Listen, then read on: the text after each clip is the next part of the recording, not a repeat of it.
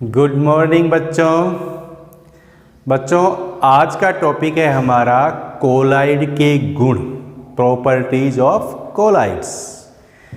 हमने पिछले लेक्चर्स में कोलाइड बनाने की विधियां और कोलाइड का शोधन कैसे होता है, इन सब बातों की जानकारी प्राप्त की थी।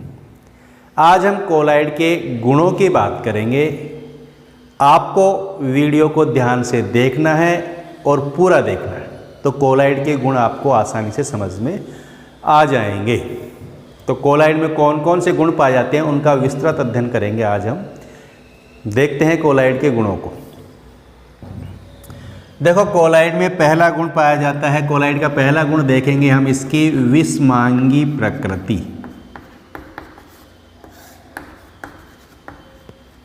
विषमांगी प्रकृति, कोलाइड की विषमांगी प्रकृति होती है। कोलाइड में दो प्रावस्थाएं होती हैं, हमें पता है कौन कौन सी। एक तो होती है क्या, परिक्षिप्त प्रावस्था, और क्या होता है, परिक्षेपण माध्यम। पता है ना सबको। तो ये दो प्रावस्थाएं होती हैं कोलाइड में। यही कारण है कि कोलाइड कैसा होता है, विषमांगी। दो प्रावस्थाएं हैं, और ये जो परीक्षित प्रावस्था होती है, इसके कणों का आकार क्या होता है, बड़ा होता है। इसीलिए कोलाइड क्या होता है, विषमांगी होता है। ये ध्यान रखेंगे। दूसरी बात, दूसरा गुण देखें हम इसका, अस्थिरता या अस्थायित्व, अनस्टेबिलिटी। देखो, कोलाइड जो होते हैं ना, वो अस्थिर होते हैं, अस्थायी होते हैं, अनस्टेबल होते हैं। कोलाइड में परिक्षिप्त प्रावस्था के कणों का आकार क्या होता है, बड़ा। कणों का आकार क्या है, इसमें बड़ा है। जैसे ये कोई कोलाइड है तो इसमें कणों का आकार क्या होता है, बड़ा होता है। ठीक है, कणों का आकार बड़ा होने के कारण ये कण गुरुत्व बल के प्रभाव के कारण, गुरुत्व बल लगता है तो गुरुत्व बल के प्रभाव के कारण ये नीचे की तरफ बैठ जाते हैं। नीचे आकर के पैने में क्या हो जाएंगे, बैठ जाते हैं, जम जाते हैं। इसलिए कोलाइड क्या है, अस्थायी होता है। समझ गए। तो ये ध्यान रखेंगे। तीसरी बात, कोलाइड के जो अणुसंख्य गुणधर्म होते हैं, अणुसंख्य गुण देख लेते हैं हम।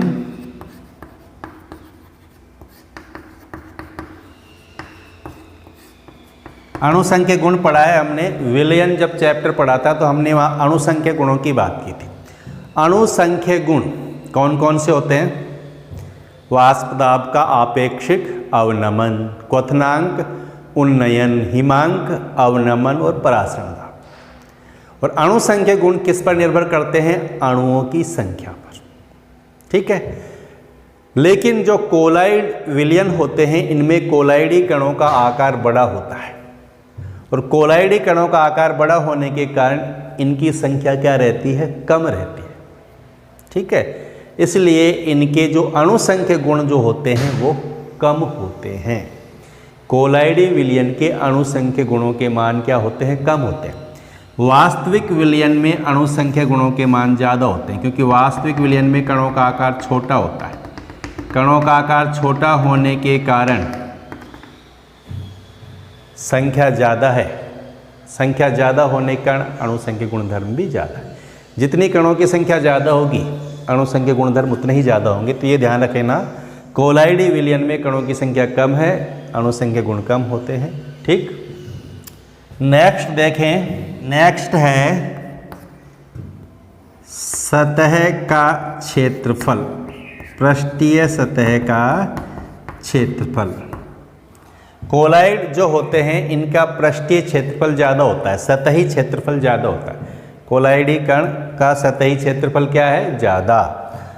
और सतही क्षेत्रफल ज़्यादा होने के कारण इनमें अधिशोषण अच्छा होता है, यानी ये अच्छे क्या है, अधिशोषक, उत्तम अधिशोषक होते हैं ये, अच्छे अधिशोषक होते हैं कौन?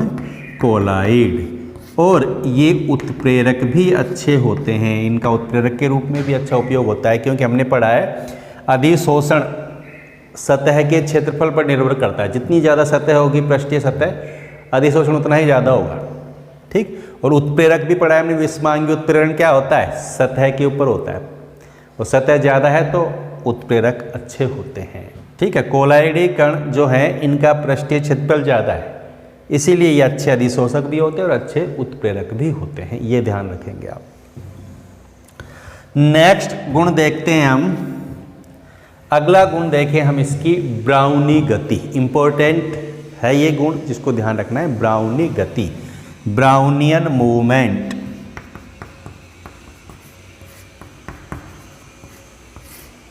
ब्राउनी गति क्या होती है? ब्राउनी गति, एक साइंटिस्ट थे रॉबर्ट ब्राउन। क्या नाम था? Robert brown. रॉबर्ट ब्राउन एक साइंटिस्ट थे जिन्होंने पाया कि जल में पड़े हुए पराग कण लगातार एक अनियमित गति करते हैं, टेढ़ी मेढ़ी गति करते रहते हैं, जिसे उनके नाम पर क्या कहा गया? ब्राउनी गति। ठीक है। उन्होंने क्या देखा कि जो पराग कण है वो इस तरह टेढ़ी मेढ़ी गति करते हैं, अनियमित, वह नियम नहीं होता, कण किधर भी जा सकता है, अनियमित गति करते रहते हैं इस तरह। इस अनियमित गति को क्या नाम दिया गया? ब्राउनी गति कहा गया। तो इस तरह कोलाइडी कण, जैसे कण इधर आया, फिर इधर से इधर घूम गया, फिर इधर घूम गया, फिर इधर घूम गया, फिर इधर घूम गया, ये अनियमित होती है, कोई नियम नहीं होता है और लगातार होती है गति, इसको कहा गया ब्राउनी गति। बाद में देखा गया सूक्ष्मदर्शी के द्वारा कि जो कोलाइड विलयन में कोलाइडी कण हैं वो भी इसी प्रकार की गति करते रहते हैं, वो भी इसी तरह की गति करते हैं, अनियमित गति करते रहते हैं निरंतर। ठीक है। यानी कोलाइडी विलयन के कण भी ब्राउनी गति दर्शाते हैं। समझ में आ गई? अब ब्राउनी गति क्यों दर्शाते हैं कोलाइडी कण? देखो, हमें पता है कि कोलाइडी विलयन में परिक्षेपण माध्यम के कण तो क्या है? छोटे, ये परिक्षेपण माध्यम है, और ये जो बड़े कण हैं वो कौन है? ये है परिक्षिप्त प्रावस्था। परिक्षेपण माध्यम के कण छोटे हैं, परिक्षिप्त प्रावस्था कण बड़े हैं। तो परिक्षेपण माध्यम के कण जो है ना, परीक्षित प्रावस्था के कणों से टकरा करके इनको गति प्रदान करते हैं। ये छोटे कण से टकराते हैं कोलाइडी कण और क्या करते हैं? गति करते हैं। फिर ये इधर से उधर की तरफ जाएगा तो फिर उधर से टकराएगा, फिर दूसरी दिशा में चला जाएगा। इस तरह लगातार अनियमित गति करते रहते हैं सभी कण। जैसे आपने फुटबॉल खेला है, फुटबॉल में क्या होता है? फुटबॉल को किक मारता है खिलाड़ी, फिर दूसरा खिलाड़ी उसको किक मारता है, फिर तीसरा उसको मारता है। तो फुटबॉल ग्राउंड के अंदर अनियमित रूप से चारों तरफ गति करती रहती है। फुटबॉल है, मान लीजिए ये इधर खिलाड़ी खड़ा है, उसने टक्कर मार दी, फिर इसने इसको इधर मार दिया, फिर इसने वापस इसको इधर मार दिया, या फिर इसने इधर मार दिया, इसने इधर मार दिया, मतलब लगातार फुटबॉल ग्राउंड के अंदर घूमती रहती है। सेम उसी तरह कोलाइडी कण भी लगातार गति करते रहते हैं फुटबॉल की भांति। और मारने वाले कौन होते हैं? किक मारने वाले कौन होते हैं? ये परिक्षेपण माध्यम के कण। कौन होते हैं? परिक्षेपण माध्यम के कण से टकराती है ये कोलाइडी कण और लगातार अनियमित गति करते रहते हैं, ब्राउनी गति करते रहते हैं। समझ में आ गई बात? ये होती है ब्राउनी गति। पूछा जाता है एग्जाम में ब्राउनी गति क्या है, ध्यान रखेंगे। अब नेक्स्ट देखते हैं हम अगला गुण, कोलाइड का रंग। कोलाइड के रंग की बात करते हैं, कोलाइड के कलर की बात करते हैं। देखो, कोलाइडी कण जो है ना, प्रकाश का प्रकीर्णन करते हैं। क्या करते हैं? प्रकाश का प्रकीर्णन करते हैं। और प्रकीर्णन के कारण, प्रकाश के प्रकीर्णन के कारण कोलाइड रंगीन दिखाई देते हैं। इनका रंग जो है ना, वो प्रकाश के प्रकीर्णन के कारण दिखाई देता है। प्रकीर्णन का मतलब क्या है? जैसे ये कोई कोलाइडी कण है, इनसे प्रकाश की किरण टकराती है, तो ये प्रकाश की किरण टकराती हैं तो ये उसको क्या करता है, परावर्तित कर देता है। इधर टकराती है इधर, प्रकाश की किरणों का सभी दिशाओं में परावर्तन होता है तो उसको बोलते हैं प्रकीर्णन। जैसे शीशा है, शीशे से जब प्रकाश की किरण टकराती है तो एक दिशा में परावर्तित होती है, लेकिन कोलाइडी कण से जब प्रकाश की किरण टकराती है तो सभी दिशाओं में परावर्तित हो जाती है। इसको बोलते हैं प्रकीर्णन। प्रकाश की किरणों का सभी दिशाओं में परावर्तन ही क्या कहलाता है, प्रकीर्णन कहलाता है। और जिस प्रकाश के प्रकीर्णन होता है उसके कारण कोलाइड कैसा दिखाई देता है, हमें रंगीन दिखाई देता है। ठीक है, तो पहली बात तो ध्यान रखनी है कि प्रकाश का प्रकीर्णन करते हैं कौन, कोलाइड, और प्रकाश के प्रकीर्णन के कारण ये रंग, इनका रंग दिखाई देता है। अब ये किस रंग की प्रकाश का प्रकीर्णन करते हैं, हमने पढ़ा है कि अलग अलग रंग के प्रकाश होते हैं। जो श्वेत प्रकाश होता है उसमें 7 रंग होते हैं, पढ़ा है ना आपने, बे, नी, आ, है, पी, नाला, बैंगनी, नीला, आसमानी, हरा, पीला, नारंगी, लाल रंग, ऐसा पढ़ा है। 7 रंगों से मिलकर के बना हुआ है प्रकाश। तो अब किस रंग के प्रकाश का प्रकीर्णन हो रहा है, किस तरंग दैर्ध्य का प्रकीर्णन हो रहा है, जिस रंग की तरंग दैर्ध्य का प्रकीर्णन होगा कोलाइड का रंग वैसा ही होगा। अब कोलाइड कौन सी तरंग दैर्ध्य का प्रकीर्णन करेंगे, यह डिपेंड करता है कोलाइड के आकार पर। कोलाइडी कणों का आकार अगर बदल जाता है तो इनके द्वारा प्रकीर्णित होने वाली तरंग दैर्ध्य भी बदल जाती है, जिसके कारण कोलाइड का रंग भी बदल जाता है। जैसे सिल्वर के कोलाइड की बात करें, सिल्वर Ag का कोलाइड, जिसका साइज है 6×10⁵5 मिलीमीटर, तो इसका रंग होता है कैसा, पीला नारंगी। ठीक है, अगर इसका आकार बढ़ा करके कर दिया जाए 9×10⁻⁻5 mm, 6 से 9×10⁻⁻5 mm हो जाए तो इसका रंग हो जाता है कैसा, लाल नारंगी हो जाता है, रंग बदल जाता है। कोलाइडी कणों का आकार बदल गया, रंग बदल गया। क्यों? क्योंकि आकार बदलने के कारण कोलाइड दूसरे रंग की तरंग दैर्ध्य का प्रकीर्णन करेगा, जिस कारण कोलाइड का रंग भी बदल जाएगा। तो समझ में आ गई बात। कोलाइड रंगीन होते हैं, क्यों होते हैं, कोलाइड के द्वारा प्रकाश का प्रकीर्णन होता है। अब कोलाइड जिस रंग के प्रकाश का प्रकीर्णन करेगा वैसा ही कोलाइड दिखाई देगा। ठीक है, अब कोलाइड किसका प्रकीर्णन करेगा, यह डिपेंड करता है कोलाइडी कणों के आकार पर। प्रकीर्णन का मतलब क्या है, समझ में आ गई। कोलाइडी कण जो है प्रकाश का अलग अलग दिशाओं में परावर्तन कर देते हैं, उसे क्या कहते हैं, प्रकीर्णन कहते हैं। ठीक है बच्चों, नेक्स्ट गुण देखते हैं अब कोलाइड का, टिंडल प्रभाव। इंपॉर्टेंट गुण है टिंडल प्रभाव। ठीक है, तो ये सारे गुण समझ में आ गए ना आपको। विषमांगी प्रकृति क्यों होती है, क्लियर हो गई। क्योंकि 2 तरह की प्रावस्थाएं हैं, परिक्षेप्त प्रावस्था, परिक्षेपण माध्यम। परिक्षिप्त प्रावस्था के कणों का आकार बड़ा होता है, परिक्षेपण माध्यम कणों का आकार छोटा होता है, इसलिए इसकी विषमांगी प्रकृति होती है। अस्थिर होते हैं क्योंकि कोलाइडी कणों का आकार बड़ा है, ये नीचे जम जाते हैं गुरुत्वीय बल के प्रभाव से। अणुसंख्य गुणधर्म, कोलाइडी कणों का अणुसंख्य गुण जो है वास्तविक विलयन से कम होते हैं, क्योंकि कोलाइडी कणों का आकार बड़ा होने से इनकी संख्या कम रहती है। कोलाइडी कणों का सतही क्षेत्रफल ज़्यादा है, सतही क्षेत्रफल ज़्यादा होने से अच्छे अधिशोषक भी होते हैं, अच्छे उत्प्रेरक भी होते हैं। ब्राउनी गति करते हैं, लगातार अनियमित रूप से टेढ़ी मेढ़ी गति करते रहते हैं, और कोलाइड का रंग समझ में आ गया आपको। अब इसके बाद में नेक्स्ट गुण, इंपॉर्टेंट गुण है टिंडल प्रभाव। ठीक है, उसको देखते हैं अब।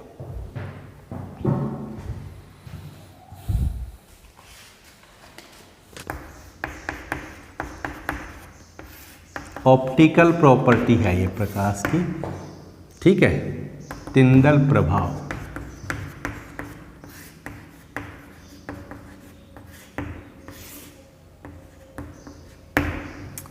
टिंडल प्रभाव होता क्या है, देखो हम लेते हैं, एक तो लेते हैं साधारण विलयन, जिसको बोलते हैं साधारण विलयन या वास्तविक विलयन।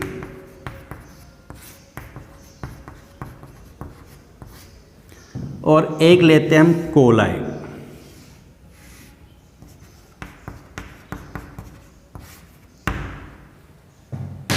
ठीक है, एक तो हमने ले लिया वास्तविक विलयन और इसमें भरा हुआ है क्या, कोलाइड।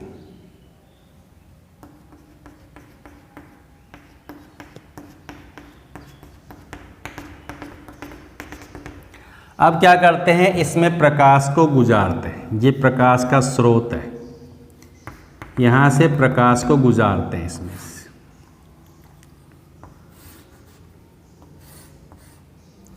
प्रकाश को गुजारेंगे तो क्या देखेंगे हम,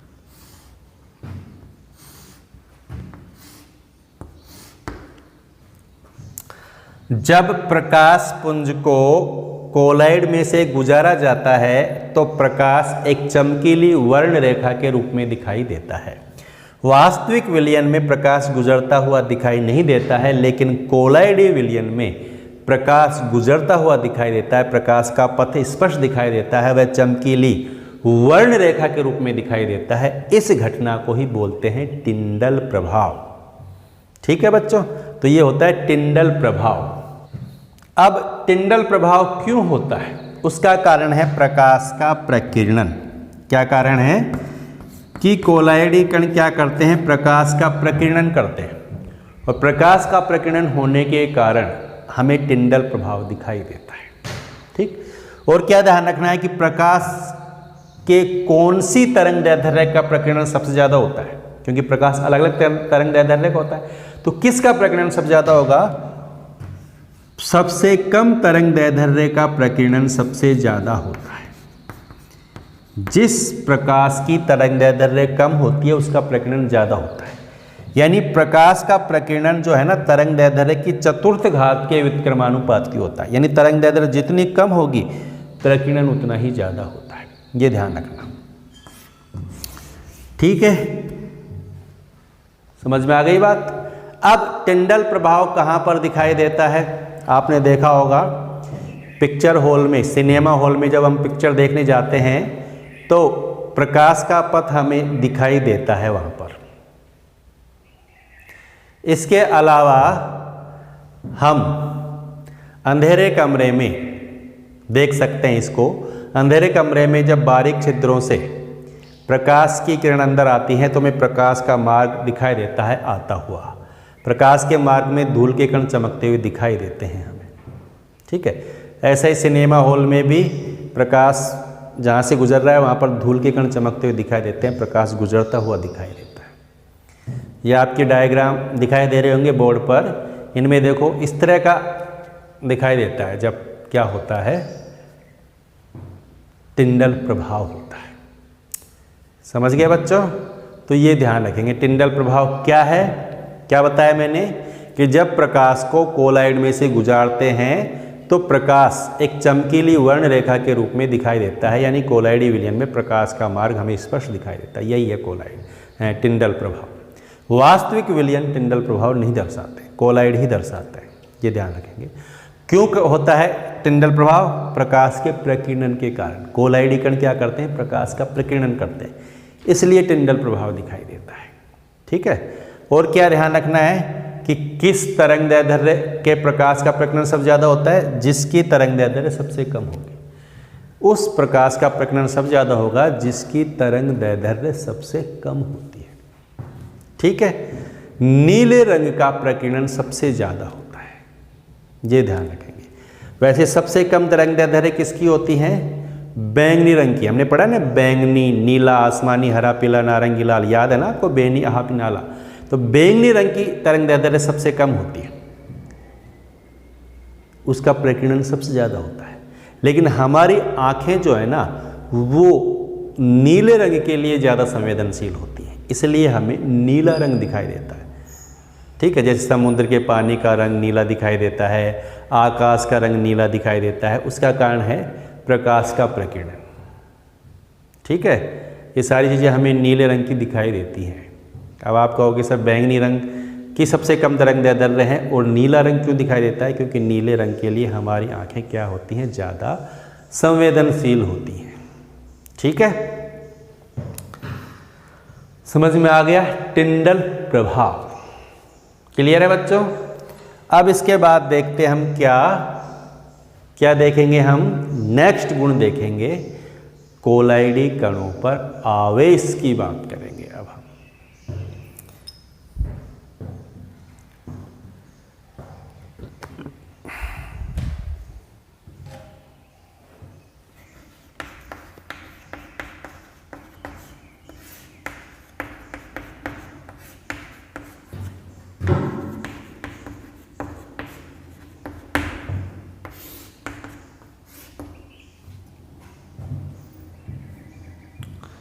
कोलाइडी कणों पर आवेश। देखो बच्चों, कोलाइड में सभी कोलाइडी कणों पर समान आवेश होता है। एक प्रकार का कोलाइडी विलयन है तो उसमें जितने भी कोलाइडी कण होंगे उन पर एक जैसा ही आवेश होता है, समझे। जैसे मान लीजिए ये हमारे पास कोलाइड है,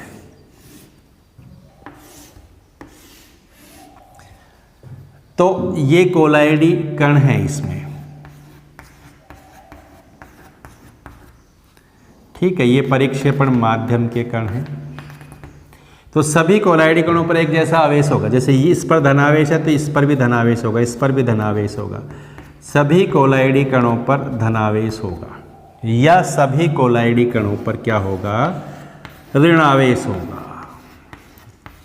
समझ में आ गई बात। जैसे ये एक ऋणावेशित है तो सभी कोलाइडी कण ऋणावेशित होंगे। कोलाइडी विलयन में सभी कोलाइडी कणों पर समान आवेश पाया जाता है, और यही कारण है कोलाइड के स्थायित्व का। जैसे इन पर एक जैसा आवेश है तो आवेश समान होने के कारण क्या होंगे, ये प्रतिकर्षण के कारण दूर दूर रहेंगे। इनके बीच में प्रतिकर्षण होगा, दूर दूर रहेंगे, ठीक है, पास नहीं आएंगे। पास नहीं आएंगे तो कोलाइड क्या रहेगा, इसका रहेगा, क्योंकि दूर दूर ही घूमते रहेंगे। अगर मान लीजिए कि कोलाइडी कणों पर दोनों तरह का आवेश हो तो क्या होगा, जैसे प्लस भी हो और माइनस भी हो तो क्या होगा, इनमें आकर्षण होगा। आकर्षण के कारण ये पास पास आकर के बड़े कोलाइड का निर्माण कर लेंगे, बड़े संयुक्त हो जाएंगे और बड़ा आकार हो जाएगा ना इनका।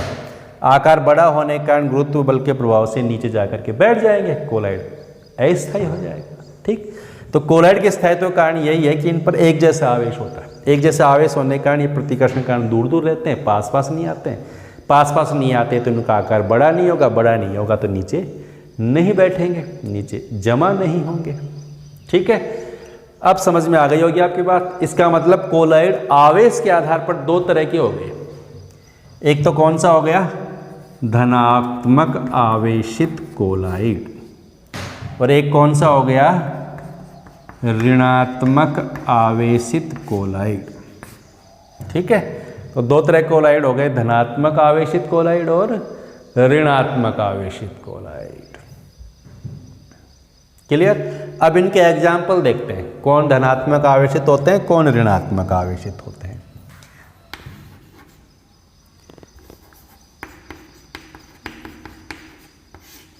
ऋणात्मक और धनात्मक के एग्जाम्पल देखते हैं हम।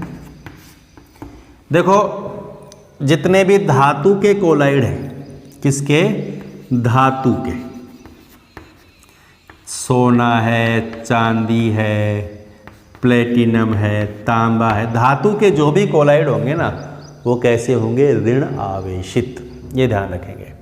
इसके अलावा धातु सल्फाइड के कोलाइड जैसे CDS है, AS2S3 है, ये सब भी कैसे होंगे, ऋण आवेशित होंगे। इसके अलावा स्टार्च, जिलेटिन, ठीक है, मृत्तिका यानी मिट्टी का कोलाइड, ये भी कैसा होगा, ऋण आवेशित। हीमोग्लोबिन, कहाँ होता है हीमोग्लोबिन, रक्त में होता है, रक्त भी तो कोलाइड है, तो हीमोग्लोबिन भी कैसा कोलाइड है, ऋणात्मक आवेशित। इसके अलावा जो अम्लीय रंजक होते हैं, अम्लीय रंजक जैसे इओसिन, इओसिन एक अम्लीय रंजक है, ये कैसा है, ऋणात्मक आवेशित कोलाइड है। ये ध्यान रखेंगे, ये सारे ऋणात्मक आवेशित कोलाइड है। धनात्मक आवेशित कौन कौन है, धातु ऑक्साइड, धातु ऑक्साइड कैसे, जल योजित, जल योजित धातु ऑक्साइड कैसे होते हैं? धनात्मक आवेशित, जैसे Fe2O3.XH2O, Al2O3.XH2O, ठीक, ये धनात्मक आवेशित है। टाइटेनियम ऑक्साइड TiO2 भी धनात्मक आवेशित है। इसके अलावा जो क्षारीय रंजक होते हैं, क्षारीय रंजक कैसे होते हैं? धनात्मक आवेशित होते हैं। अम्लीय रंजक तो ऋणात्मक आवेशित है, क्षारीय रंजक धनात्मक आवेशित है। क्लियर, समझ में आ गई? तो दो तरह के कोलाइड होते हैं आवेश के आधार पर, धनात्मक आवेशित और ऋणात्मक आवेशित। ऋणात्मक आवेशित ध्यान रखेंगे, धातु सल्फाइड कोलाइड ऋणात्मक आवेशित है। स्टार, जिलेटिन, मृत्तिका, ये सब ऋणात्मक आवेशित है। हीमोग्लोबिन ऋणात्मक आवेशित है, ठीक है। अम्लीय रंजक भी ऋणात्मक आवेशित है। धनात्मक आवेशित है धातु ऑक्साइड जल योजित, टाइटेनियम ऑक्साइड है ना, क्षारीय रंजक, ठीक है बच्चों, ये ध्यान होना चाहिए आपको। अब प्रश्न बनता है कि कोलाइड पर आवेश कहाँ से आता है? ये धनावेशित या ऋणावेशित कैसे हो जाते हैं? इसका क्या कारण है? उन कारणों की बात करेंगे। तो कोलाइड पर आवेश आने के कारण या कोलाइड का आवेशित होने का कारण,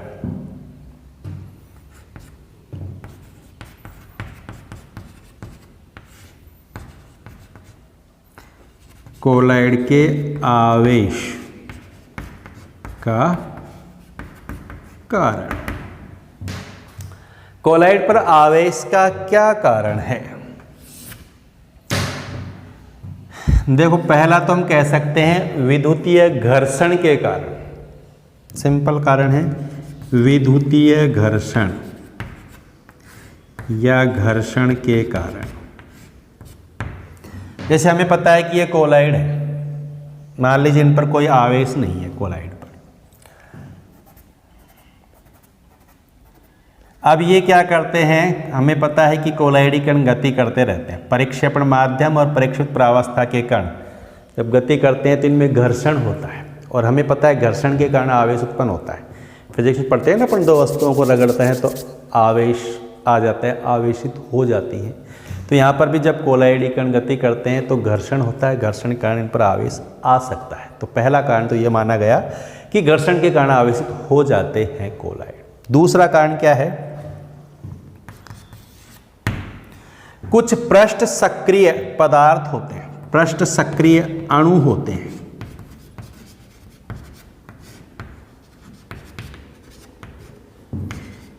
जैसे साबुन।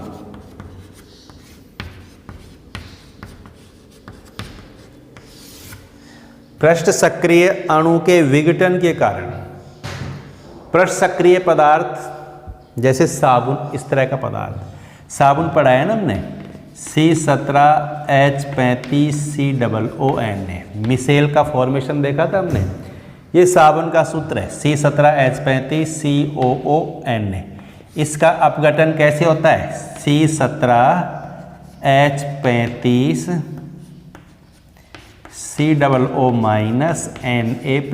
इसी तरह तो होता है साबुन का अपघटन। अब ये Na+ तो विलयन में चला जाता है, और इसके बारे में हमने बात की थी, ये हाइड्रोकार्बन सिरा है जो जल विरोधी होता है, ये COO- सिरा है जो जल स्नेही होता है, पढ़ा था हमने। और ये क्या करते हैं फिर, किसका निर्माण करते हैं? मिसेल का निर्माण करते हैं, ऐसा पढ़ा था हमने। ये पुंजित हो जाते हैं, ये संगुणित होकर के क्या बना देते हैं? मिसेल बनाते हैं, कोलाइड बनाते हैं। चूँकि इन पर कौन सा आवेश है? ऋणावेश C17H35COO-। तो ये जब पास पास आकर के कोलाइड बनाएंगे तो कोलाइड पर कौन सा आवेश आ जाता है? ऋणावेश। तो ये कारण भी है आवेश का। क्लियर हो गई बात? तो पृष्ठ सक्रिय अणु जैसे साबुन का आयनन इस तरह होता है, समझ में आ गई बात। और ये बनाता है मिसेल, चूंकि ऋणावेशित आयन है तो जो मिसेल बनेगी, जो कोलाइड बनेगा, वो भी कैसा होता है? ऋणावेशित होता है। तीसरा जो कारण है वो सबसे ज़्यादा इम्पोर्टेंट है, ये है वर्णात्मक अधिशोषण के कारण।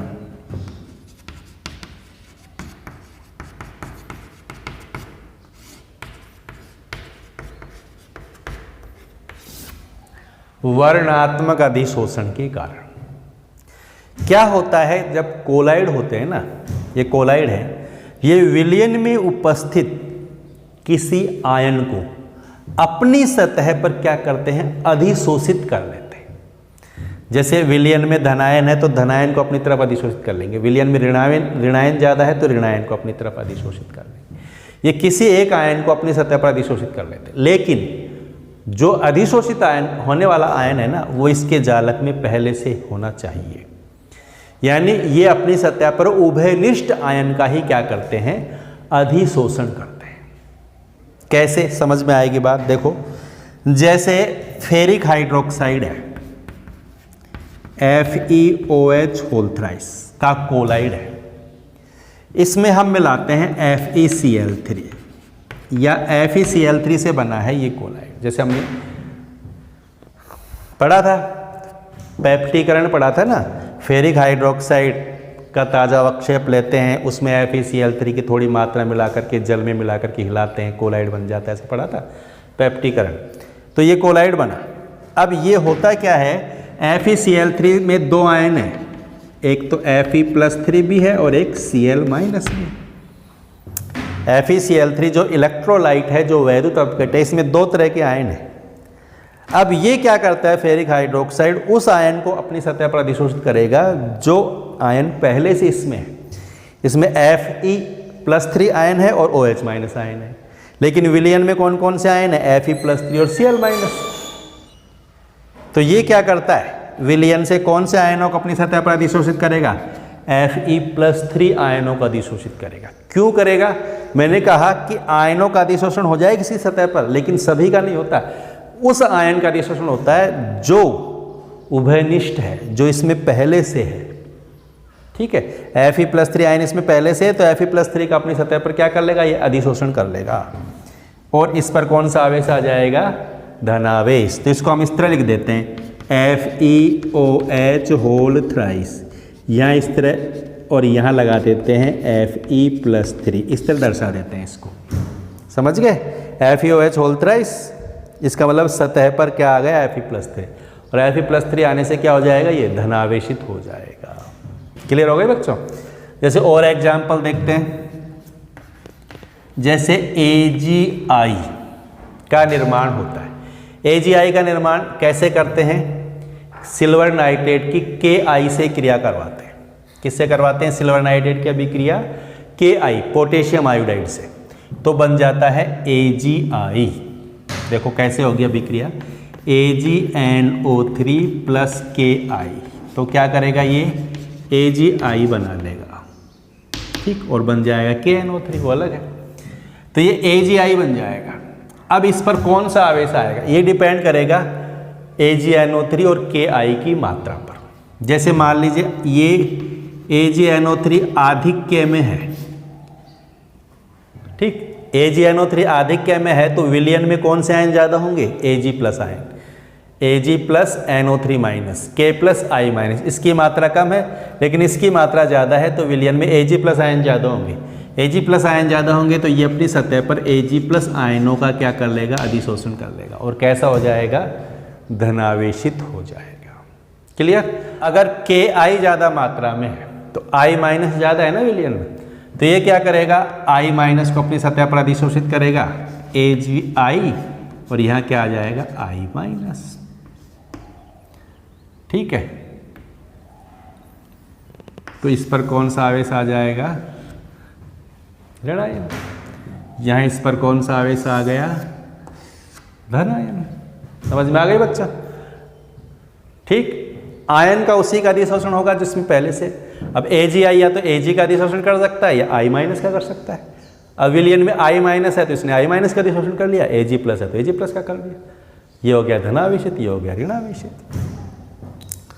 ठीक है, और एग्जाम्पल देखते हैं हम।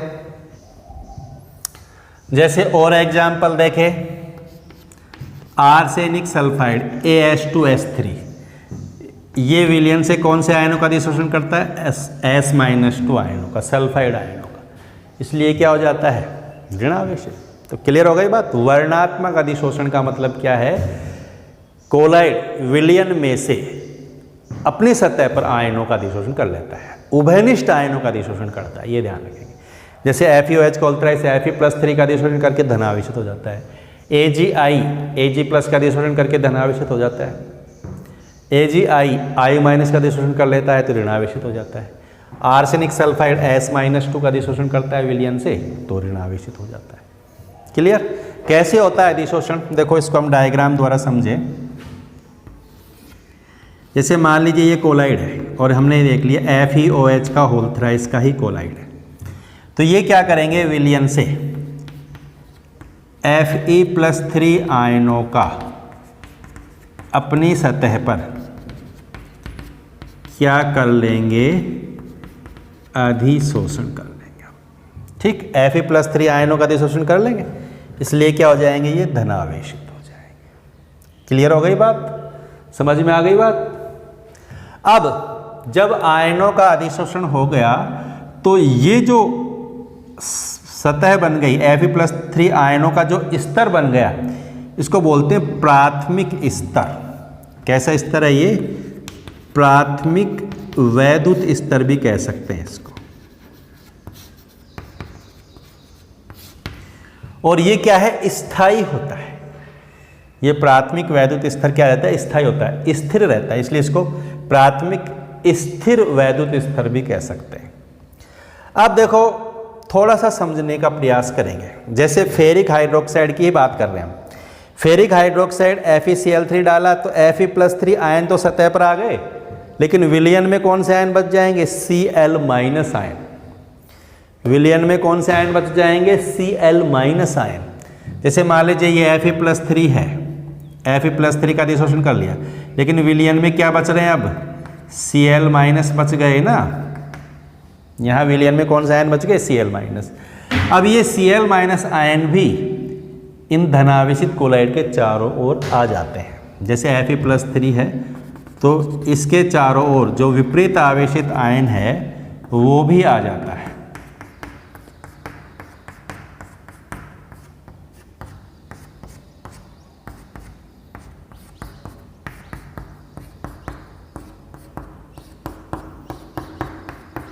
समझ में आ गई बात, क्या समझे कि फेरिक हाइड्रोक्साइड ने विलयन से Fe+3 आयनों को अपनी सतह पर अधिशोषण कर लिया, धनावेशित हो गया, लेकिन विलयन में Cl- आयन भी बचे रह गए। ये Cl- आयन भी इस प्राथमिक वैद्युत स्तर पर आ जाएंगे, लेकिन ये गतिशील रहते हैं। क्या रहते हैं, ये गतिशील, ये गति करते रहते हैं। Cl- जो है ना, ये यहाँ से हटते रहते हैं। तो ये जो द्वितीयक स्तर होता है, ये जो बन गया, इसको बोलते हैं द्वितीयक वैद्युत स्तर या गतिशील वैद्युत स्तर भी कहते हैं। तो ये गति करते रहते हैं, स्थिर नहीं रहते हैं, हटते रहते हैं, फिर आते रहते हैं, घूमते रहते हैं इधर उधर। इसलिए कोलाइड तो धनावेशित ही रहता है। अब आप कहेंगे कि इधर माइनस आ गए, इधर प्लस आ गए, दोनों आवेश बराबर हो गए तो कोलाइड उदासीन हो गए। कोलाइड उदासीन नहीं होगा, क्योंकि ये गति करते रहते हैं। कोलाइड तो धनावेशित ही रहेगा, लेकिन विलयन में Cl- आयनों के आने के कारण विलयन पूरा उदासीन होता है। विलयन क्या रहता है, उदासीन। कोलाइड उदासीन रहता है, कोलाइड विलयन। कोलाइडी कण, अब देखो थोड़ी समझने वाली बात है, कंफ्यूज नहीं होना है। कोलाइडी कण पर तो आवेश आ जाएगा, धनावेश या ऋणावेश, लेकिन अब दूसरे प्रकार के आयन भी क्या रहते हैं, विलयन में। ये विलयन में है, ये परिक्षेपण माध्यम का काम करेंगे एक तरह से। ये विलयन में रहेंगे, इसके चारों तरफ रहेंगे। तो विलयन में धनावेशित कोलाइड है और विलयन में परिक्षेपण माध्यम के कण क्या है, ऋणावेशित। तो विलयन तो पूरा क्या रहता है, उदासीन ही रहता है। और कोलाइडी कण जो है ना, वो आवेशित रहते हैं। उन पर अलग आवेश होता है, विलयन में दूसरा आवेश होता है। टोटल आवेश विलयन का 0 रहता है। विलयन तो उदासीन रहता है, लेकिन कोलाइड या तो धनावेशित रहते हैं या ऋणावेशित रहते हैं। समझ में आ गई बच्चों। तो कोलाइडी कणों पर आवेश क्यों आता है, 3 कारण बताए। घर्षण के कारण आ जाएगा, या पृष्ठ सक्रिय अणुओं के विघटन के कारण, या तीसरा बताया मैंने वर्णात्मक अधिशोषण के कारण, जो ज़्यादा इंपॉर्टेंट है, ज़्यादा महत्वपूर्ण है। ठीक है, कोलाइड 2 प्रकार के होते हैं आवेश के आधार पर, धनावेशित और ऋणावेशित। कोई दिक्कत नहीं। तो आज हमने जो कोलाइड के गुण पढ़े हैं वो आपको समझ में आ गए होंगे। अब कुछ गुण हम नेक्स्ट वीडियो में देखेंगे, ठीक है। वीडियो को पूरा देखोगे तो सब कुछ समझ में आ जाएगा, आसानी समझ में आएगा, कोई दिक्कत नहीं आएगी। जिसने अभी भी चैनल को सब्सक्राइब नहीं किया है वो चैनल को सब्सक्राइब भी करे और लाइक भी करे, ठीक है बच्चों।